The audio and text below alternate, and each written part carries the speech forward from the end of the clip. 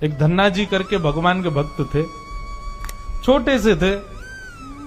घर में संत आए, संत शालिग्राम भगवान की सेवा करते थे। अब धन्ना जी बैठ करके देखते थे और देखते ही बड़े खुश होते थे। कभी दही से स्नान, दूध से स्नान, पंचामृत से स्नान, जल से स्नान, फिर इत्र आदि लगा के, तिलक लगा के उनकी आरती पूजा, तुलसी अर्पण, ये सब देख करके धन्ना जी को बड़ा आनंद आता था। अब भले ही खेल के रूप में सही, धन्ना जी को बड़ा मन लगता था उसमें। कुछ दिन बाद संत जाने लगे तो धन्ना जी रोने लगे, बोले कि आप तो चले जाओ लेकिन अपने ठाकुर जी मुझको दे जाओ, उनकी सेवा मैं करूंगा। अब तो इतना रोए, इतना रोए, इतना रोए धन्ना जी कि संत का निकलना मुश्किल हो गया। तो संत ने क्या किया, रात्रि में धन्ना जी सोए तो बाहर से काला काला एक पत्थर ले आए और उस पर ही इत्र आदि लगा के, उसको तिलक विलक लगा के उसको सिंगार। धन्ना जी उस पत्थर की सेवा करते हैं। असली शालिग्राम तो संत अपने संग ले गए, लेकिन धन्ना जी इतने भाव से सेवा करते थे। महाराज लाल तिलक लगाने के लिए माँ ने रोली नहीं दिलाई तो ईंट ले आए, ईंट को घिस करके उसी से लाल लाल रोली बना दी, वही लगाते।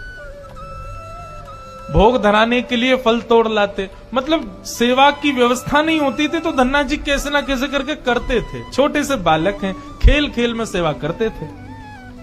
बीच में संत किसी और के घर में आए तो धन्ना जी वहां जाके अपनी सब सेवा बताते, मैं ऐसे ऐसे करता हूं। संत बोले भोग नहीं लगाते अपने ठाकुर जी का? बोले भोग? बोले तुमको भूख लगती है? बोले हाँ। ऐसे ठाकुर जी को भी भोग लगाना चाहिए ना। छोटे बालक को ऐसे ही समझा दिया।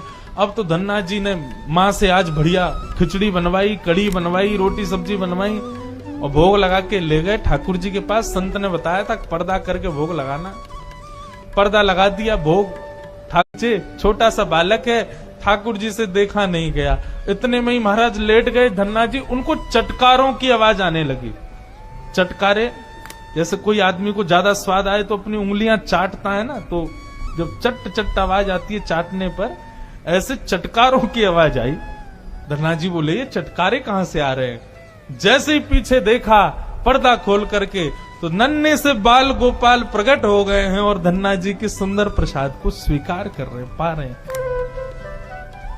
असली शालिग्राम नहीं थे धन्ना जी के, पत्थर की सेवा करते थे, लेकिन भाव और विश्वास इतना ठाकुर जी के प्रति, ठाकुर जी प्रकट हो गए।